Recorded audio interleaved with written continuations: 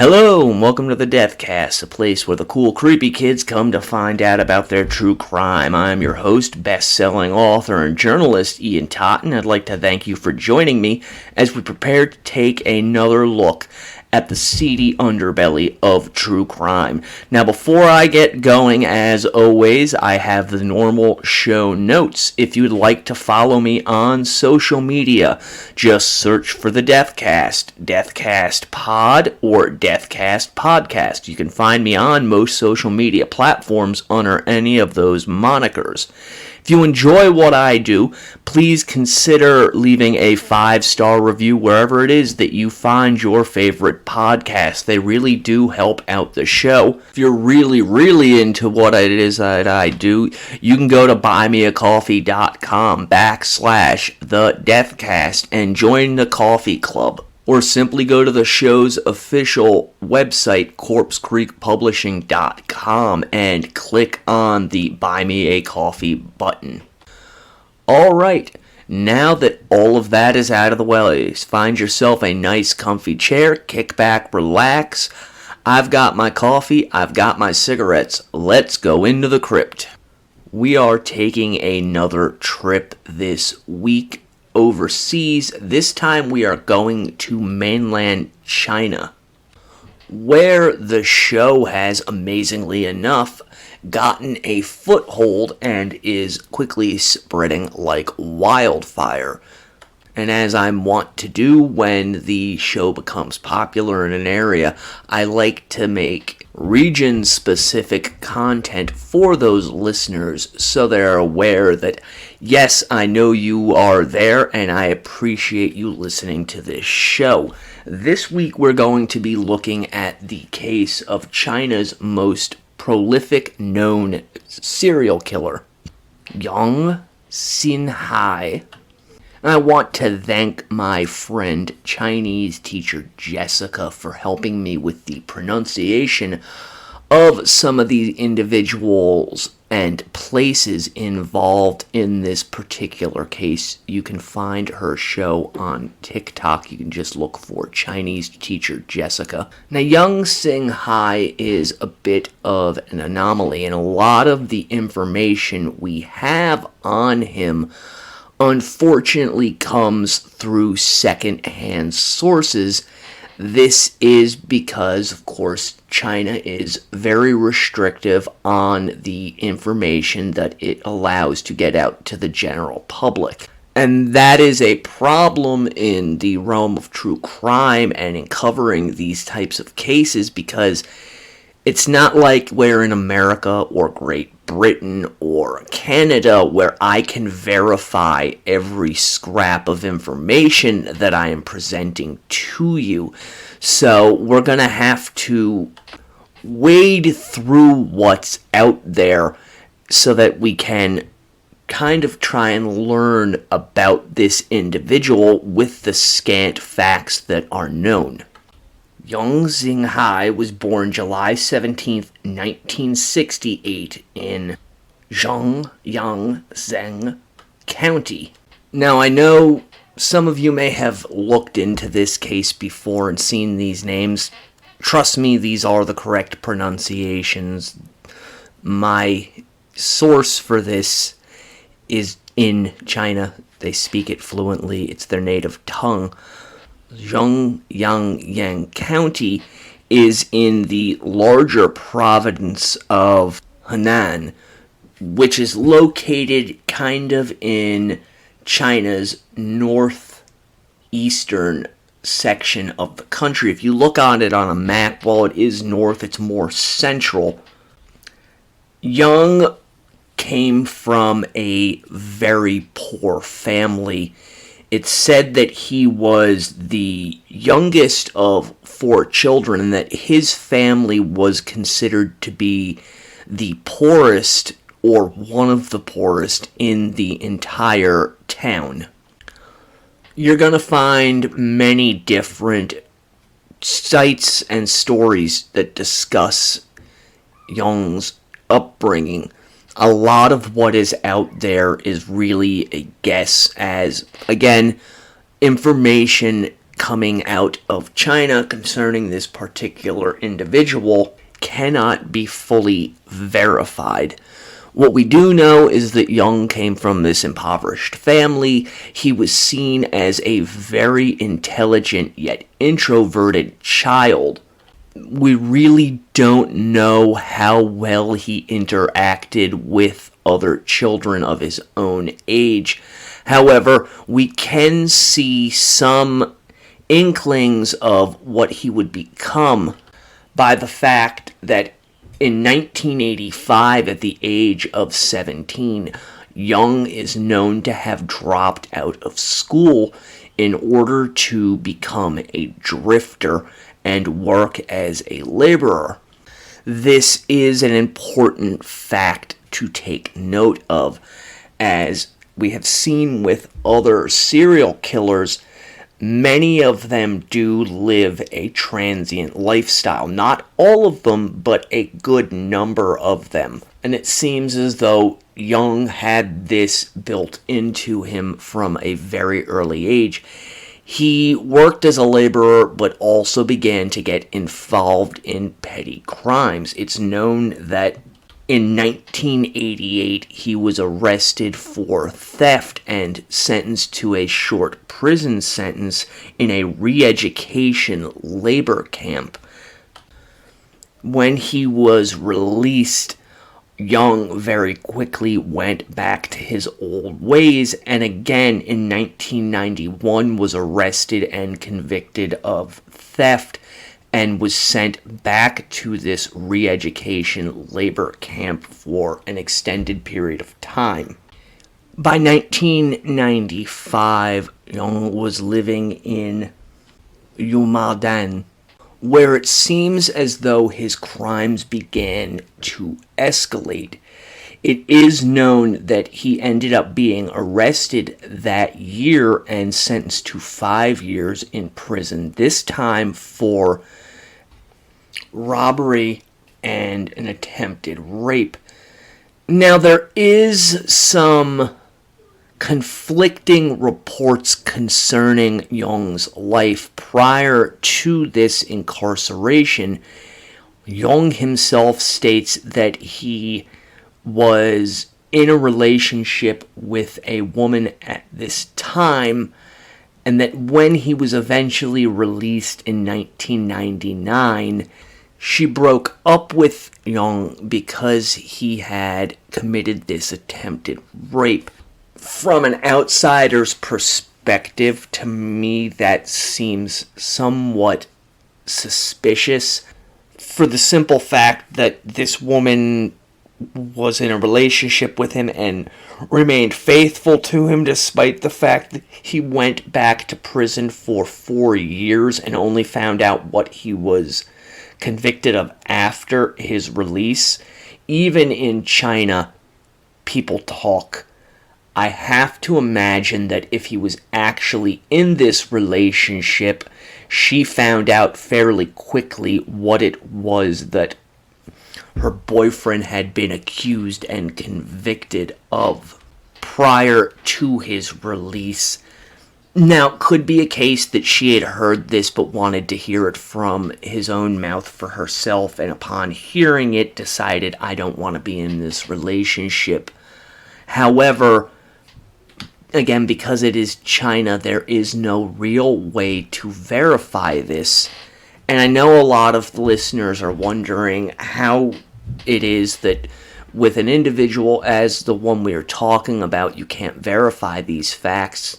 Yes, China is a closed country for this type of things, but things would leak out.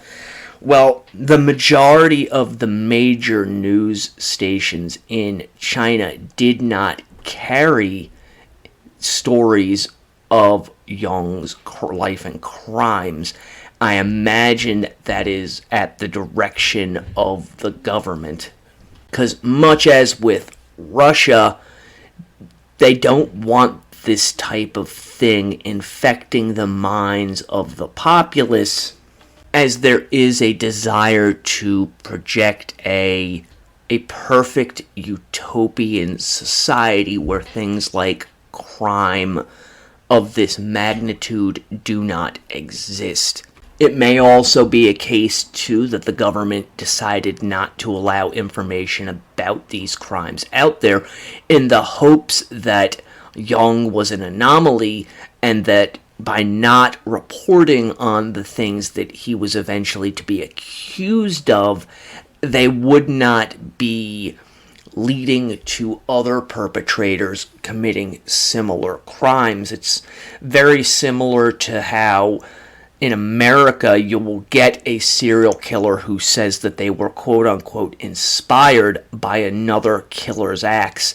China may have viewed Yang's crimes in this light and realized that there may be some who take inspiration from him, so it's best to just not publicize this information. However, regional papers did pick up on his story. What we do know is that after being released from this re-education prison, Yang began drifting further afield around the country, and that during this wandering, he began committing murders. He stopped with his petty crimes and instead quickly escalated into full-fledged murders. So we're going to talk about some specifics of the crimes that we are aware of. Yang would travel throughout the northeast provinces of China and find a home which he would break into, at which point he would begin executing everyone inside.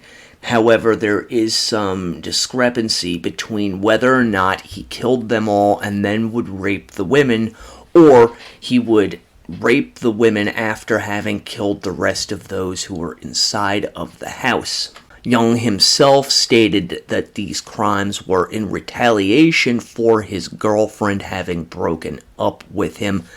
My personal belief, after years of researching and talking to these types of individuals, that was the justification for the escalation in his crimes that he may have given to himself, or it could have simply been an excuse that he gave to the media to hide his darker desires, which was simply that he liked killing and wanted to target women whom he found sexually attractive, and in doing so, in the targeting of them, in their rape, in their murder, he got the most amount of satisfaction. Yang used a variety of implements in the commission of his crimes.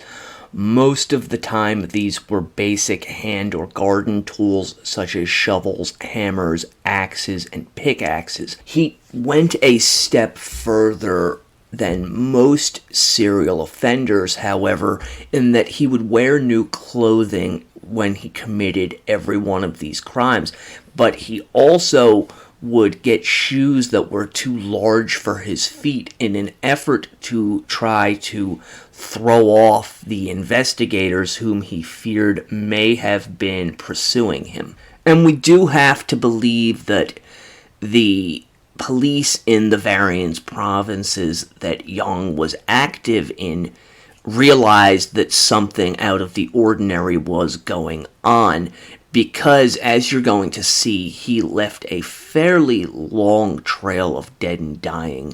We will be back in just a moment. Face it, shaker bottles suck. Your protein shake always comes out clumpy and you look like an idiot using the thing. That's why I decided to ditch my shaker bottle for good and get myself a BlendJet 2 portable blender. It makes perfectly blended protein shakes in just 20 seconds. BlendJet 2 is portable, so you can blend up a smoothie at work, a protein shake at the gym, or even a margarita on the beach.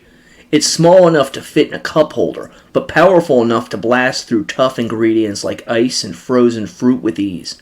BlendJet 2 is whisper quiet, so you can make your morning smoothie without waking up the whole house. And it lasts for 15 plus blends and recharges quickly via a USB-C cord. Best of all, BlendJet 2 cleans itself. Just blend water and a drop of soap and you're good to go. So what are you waiting for? Go to BlendJet.com and grab yours today. And be sure to use the promo code DCASTPOD to get 12% off your order and free 2-day shipping. No other portable blender on the market comes close to the quality, power, and innovation of the BlendJet 2. They guarantee you'll love it or your money back. Blend anytime, anywhere with the BlendJet 2 portable blender.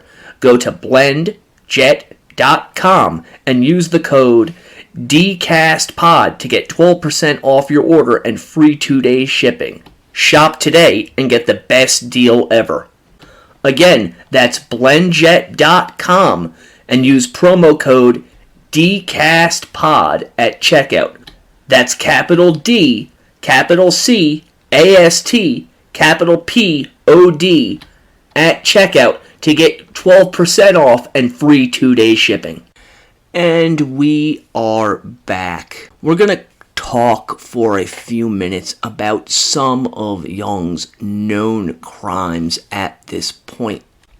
So starting in and around the end of 1999, the beginning of 2000, Jung would go out and procure these new clothes as well as a larger pair of shoes, and then wait until nightfall, at which point he would break into a home, and using whatever implement he had gotten his hands on for a particular crime, he would begin to methodically assault the people in the house.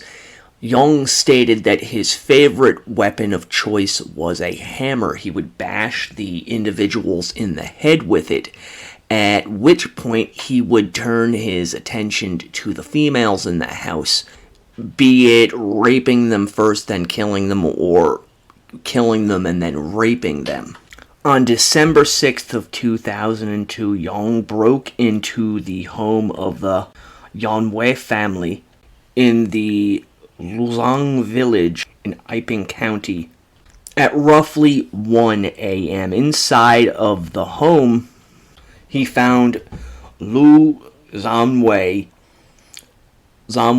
mother, son, and daughter, and he began to systematically murder them all. There was another member of this family, a 68-year-old man who was Lu's father. He had been living in another house at that time, which apparently the family had just purchased. And it was this grandfather who discovered his family slaughtered the next day, later telling the media that when he discovered his family, his wife was lying there and was still able to blink, although everyone else in the house was dead. And Zhongye's wife would die 10 days later from her injuries. Jung would then bury the hammer near a tomb before tossing his blood-soaked clothing into a nearby river. In October of 2002, so this is before the murders we just discussed, Jung broke into a home where he killed a father and his 6-year-old daughter before raping the man's pregnant wife. The wife, amazingly, was able to survive this assault despite having numerous injuries to her head. After committing his murders, Jung would then go procure a new set of clothing and walk to the next town, many times walking for hours on end in order to put distance between himself and what he had just done. This next bit of information comes from ChinaUnderground.com. It's known that he killed entire households on numerous occasions. On October 1st, 2000, he is said to have killed 3 victims and raped one of them. This was in the village of Anhua. On August 15th of 2001 in Henan, he broke into another home, killing 3 and raping 1. On January 6th of 2002, again in Henan, he killed 5 individuals, raping 1. Then about 6 months later, on June 30th, he killed 4 more victims. It's difficult to say with certainty whether Yang was going through the cooling off period that so many serial killers experience, because his victim count was so high and he was killing multiple victims in a given location. It does appear, at least from the outside, that with certain killings, he did go through this cooling off period that we know many serial killers do go through. However, he will have 1 or 2 where there's a cooling off period, and then he will go and he will have a spree of killings where he will kill multiple victims in a given location on separate occasions, almost back to back. So it makes me wonder whether the mania that was driving him to commit these crimes had escalated to such a point that at some points he would need a cooling off period, whereas with others it was an all-consuming thing and he had to keep acting out his mental fantasies on the real world in order to get that gratification that would allow his mind to shut off that part of him that needed to take human lives. I mean, as we can see, after he kills the family on June 30th in Henan, he waits a little less than a month so he can strike again on July 28th, where 2 rapes are committed and 4 murders. Then he waits again until November 8th of 2002, where in his home village he strikes once more, killing 4, committing 2 rapes, and leaving 1 injured. On December 15th of 2002, he strikes once again in Xinhai with 3 victims and 1 near fatality. It does not appear, at least from various news reports, that there were any rapes committed with this particular crime. Yang does not strike again, at least as far as we know, until February 5th of 2003, where he kills 3, rapes 1, and injures 1. A few days after this, on the 18th, he takes 4 victims and commits 2 rapes. One thing that is very interesting to note, however, in this case is that Yang does not appear to have attempted to murder all of his victims. Many of the reports that I could find state that Yang, in fact, committed 25 further rapes which were not linked directly to his murders. So it could be a case where the desire to kill was not always upon him, and in fact, he needed instead to feed his twisted sexual desires, and the raping of a victim was all that was required for him to achieve it during that period of time.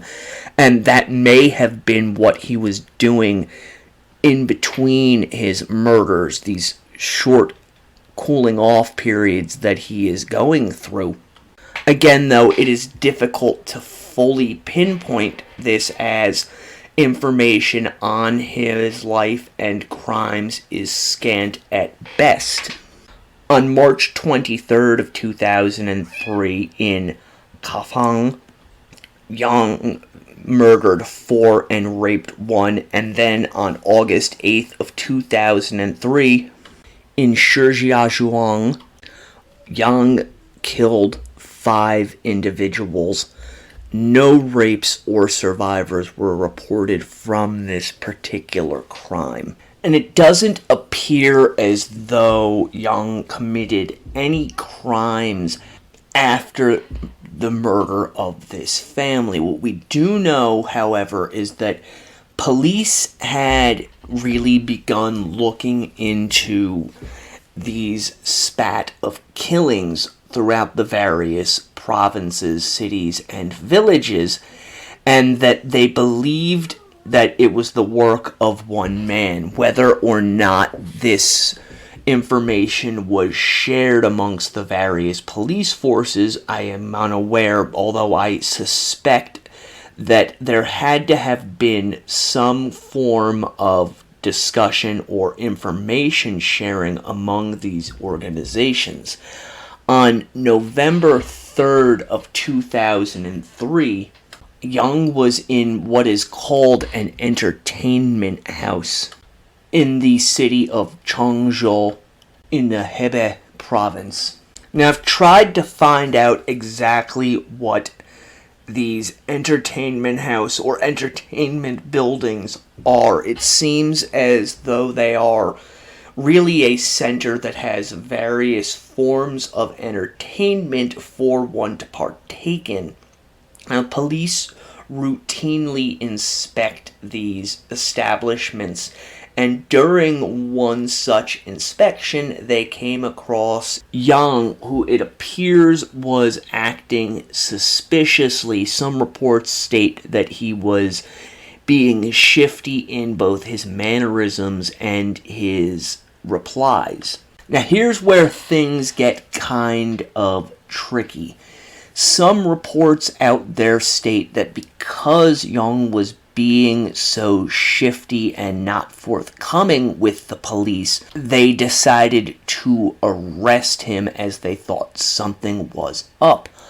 Other reports state that the police ran his name and discovered that Young was in fact wanted for murder in 4 different provinces.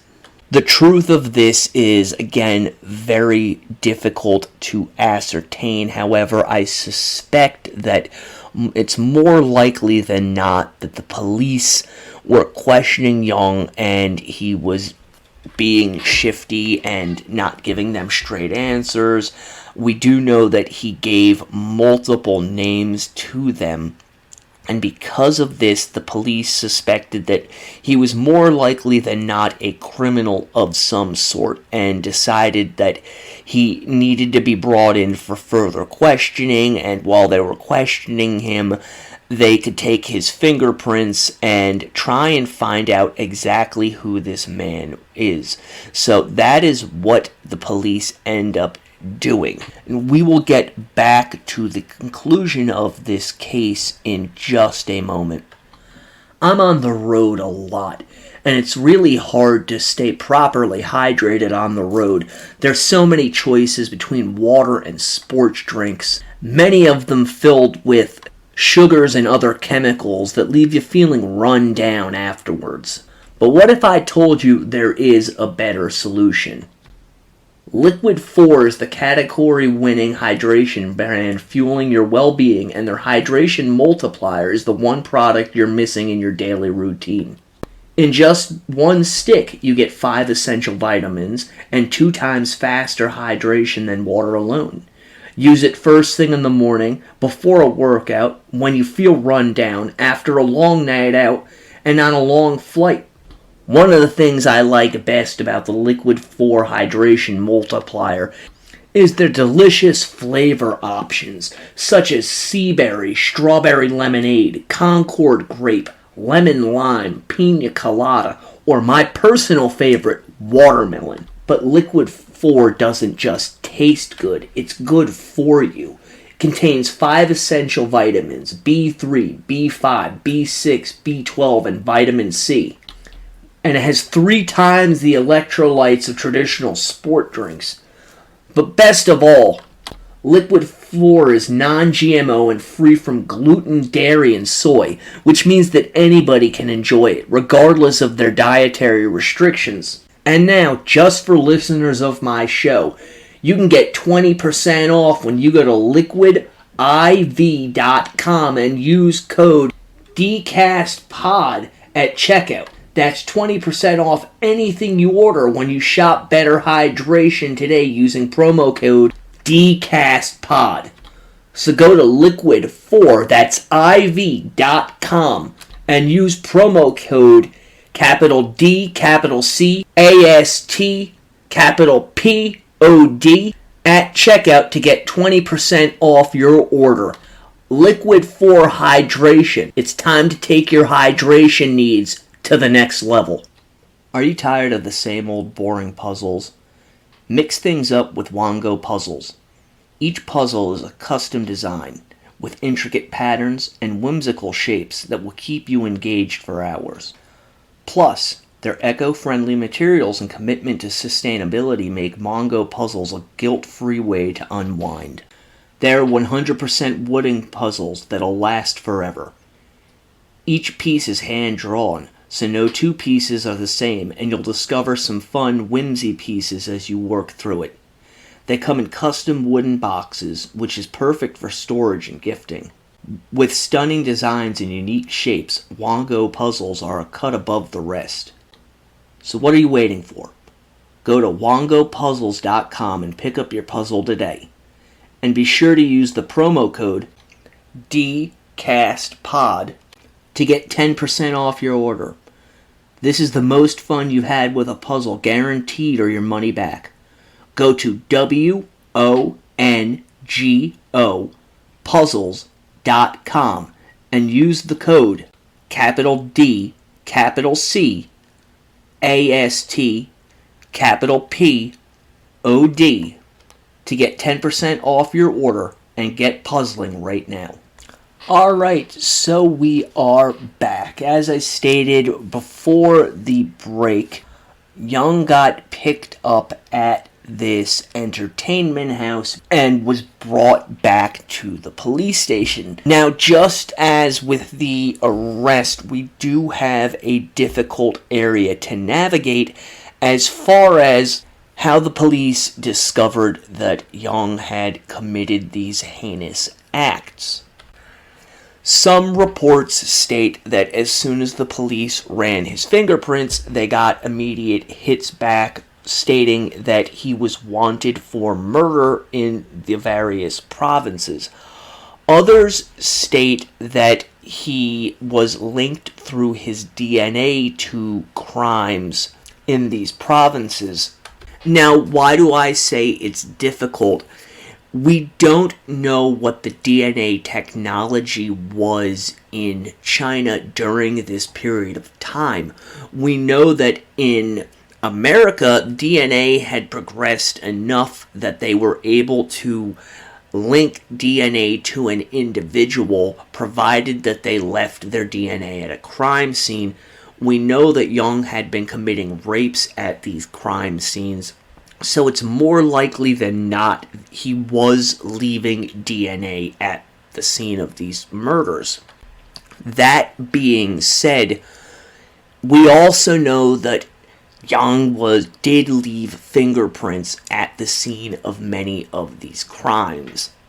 So it could very well be that the police fingerprinted Young, learned that he was wanted in connection to possible homicides and rapes, and then were able to hold him on that, at which point they ran a DNA test on him and were able later to conclusively link him to everything that he was to be accused of. Now we get into a part that we were talking about earlier in the show, where I discussed how state media really did not report on this crime. The major news outlets in China were obviously aware that this was going on, and I have read and been told that at least one major outlet did publish a report stating that Yang had been arrested and had been linked to numerous murders. However, this report was very quickly pulled down. In a similar vein, a lot of the smaller newspapers ran short 2 or 3 paragraph reports on Yang's arrest. However, the majority of these were very quickly removed and are now only available in archive format online.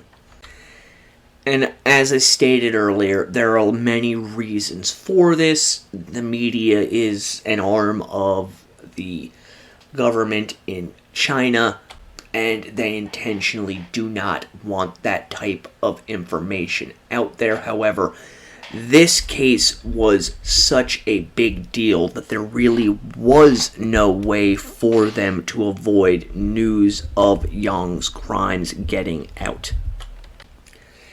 Again, it is worth noting that this is the period of time where the story that Yang committed these murders as an act of retaliation against his girlfriend having dumped him began to circulate. My personal opinion is that is absolute rubbish. I do not believe there was any such girlfriend, just based on the limited information that is available about Yang. He strikes me as the complete loner type, the absolute loser who more often than not paid for sex if that type of thing is readily available to him, not as the type who would be able to get and sustain any type of relationship with another human being, which is not unheard of in these types of serial crimes, where sex is the motivating factor, as is the taking of the human life. Yes, Yang's crimes were an extreme example of this, in that he went to such great lengths to hide his crimes that he would kill anybody who was in the immediate vicinity of where he was striking. He still falls into the sexually motivated category. Unfortunately, though, we don't know which specific area of the sexual motivation category he falls into, because that information is simply not available to us. Another interesting part of this case comes from various reporters with access to Chinese media outlets. China does on occasion report crime, but it is very limited, and in most cases is only reported when an arrest has been made. If an arrest has not been made, then the media do not report it at all. Some of that has to do with the idea that they're trying to give this image of a utopian society free of the crimes and vices that infect the Western world. The other part of that, too, is that they very likely do not want to create a social panic among the peoples of China, because they're not used to this type of thing happening like it does in the rest of the Western world. To suddenly start telling people that, there's a person going around murdering entire families, committing rapes in the middle of the night, obviously is going to cause some form of panic in the minds of the populace, more so if the police state that they have no idea who this individual is and have thus far been unable to track them down. That is not an unreasonable conclusion to reach, because we have seen it in the United States. The Atlanta child murders, which I have mentioned very, very often, is a textbook example of that, where the police do not release that they suspect a serial killer is on the prowl, and the media figures it out, releases the information, it starts a panic, or the police release that information to the media, and that creates the panic. So I believe that is one of the reasons why China does not report this stuff as it's actually happening and developing.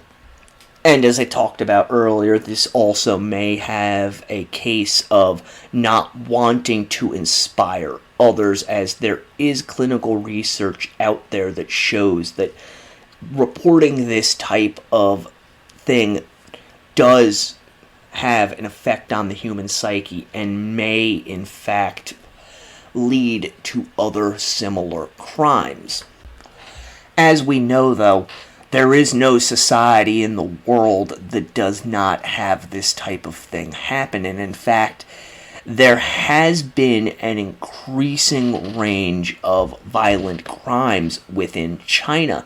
Some sociologists link this rise in violent crimes to the fact that there is a growing gap between those in China who have some form of wealth and those who do not.